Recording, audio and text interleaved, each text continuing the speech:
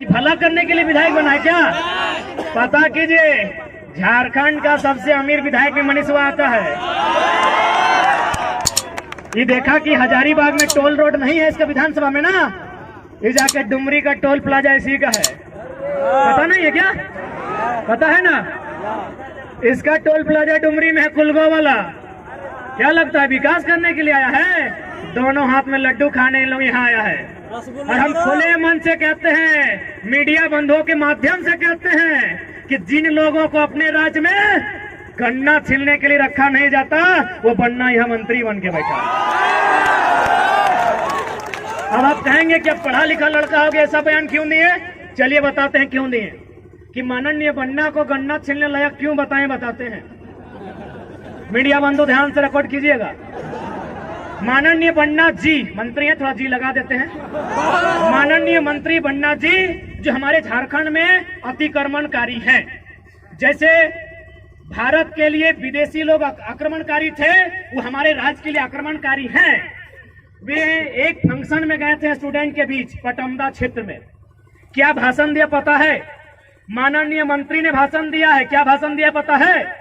कि हम ना मैट्रिक में चोरी कर रहे थे। माननीय स्वास्थ्य मंत्री का बयान सुनिए कि हम मैट्रिक में चोरी कर रहे थे, एगो एसडीओ आके हमको पकड़ लिए। क्या बोल रहे हैं? कि एसडीओ हमके पकड़ लिए। आज वो एसडीओ मेरा सेक्रेटरी है, हम मंत्री बन गए। अरे यार, ऐसा उदाहरण देगा? इतना बोका आदमी, इतना बेकार आदमी कैसा उदाहरण दे रहा है? यानी स्टूडेंट को बोल रहा है कि काहे पढ़ाई लिखाई में समय गवा रहा है, चोरी उरी करो, बनना गन्ना छीलने लायक नहीं थे, बनना बन गए हैं। मंत्री जी के बयान है। इसलिए आज प्रत्येक नौजवान को उस दर्द को आभास करना होगा, आपके माँ के उस सपने को आभास करना होगा कि किस प्रकार माँ ने जूठन खा के अपने पुराने गहने को पड़ोसी को गिरवी रख के आपको हजारीबाग रांची पढ़ने के लिए भेजा है। आपको पिता के उस सपने का ख्याल करना होगा कि इस प्रकार फटी धोती फटी गमछी में खेती करके पैसा जुगाड़ करके आपको हॉस्टल पढ़ने भेजा है। इसलिए आज नौजवानों, आज समय है उलगुलान का, आज समय है जागरूकता का, आज समय है इस लड़ाई को एक दिशा देने का। वरना क्या शौक था 2 बजे रात तक, देखे हम कंटिन्यू साल भर से देख रहे हैं, जो नौजवान 2 बजे रात तक जागते थे, चाहे नौजवान हो या नौजुवतियां हो, जो रात को इसलिए जागते थे, आंखों में इश्क के सपने लेकर जागते थे, आज 2 बजे रात कहते हैं दादा कल कहां आंदोलन हो। जो इन आंखों में इश्क के हसीन सपने सजाते थे, आज वो नौजवान, वो नौजतियां पूछती हैं कि दादा कल कहां आंदोलन है।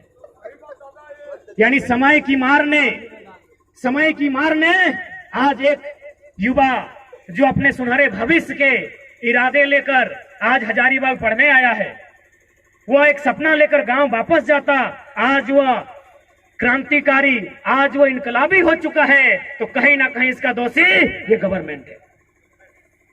कितना दुख में है ये छात्र। रांची गए थे, फिराया लाल के आसपास हमारे 2 साथी रहते हैं। जैसे ही हम लोग गए, बोला टाइगर भाई रहना है रात क्या? हम बोले हाँ, अब रांची से तो रिटर्न जाना पॉसिबल नहीं है, ट्रेन से आए हैं। तो बोला ठीक है, हम लोग दूसरा का रूम चले जाएंगे, आप लोग हमारे बेड में सो जाइए। हम लोग 1 बजे रात को जब उठकर देखे, ये कोई हम डायलॉग नहीं कह रहे हैं, जो भी बात हम कहते हैं अपने जीवन में घटी घटनाओं को कहते हैं। जब रात 1 बजे उठकर देखे कि वो दोनों साथी कहाँ गए हैं, यकीन मानिए उस पलंग के नीचे सो रहे थे। हम लोग को उस पलंग पर सोने के लिए दिया था और वे लोग उस पलंग के नीचे सो रहे थे। हम लोग सोचे थे 2-3 दिन रहेंगे, सुबह ही हम लोग बहाना किए कि काम पूरा हो गया, हम लोग घर जा रहे हैं। सोचिए कितने दर्द में हैं हम लोग। हमने किसी का क्या बिगाड़ा है? हमने क्या गुनाह किया है?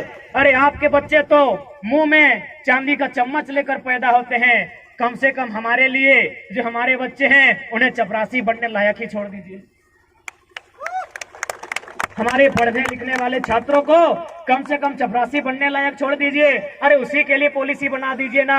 हमने कब तेलंगाना के तर्ज पर समस्त नौकरियों पर दावा किया है? अरे 3rd और 4th ग्रेड पर तो 100% कर दीजिए जो यहाँ के मूलवासी हैं। 3rd और 4th पर कीजिए ना। क्या कहां जाएंगे ये लोग? आज कहीं भी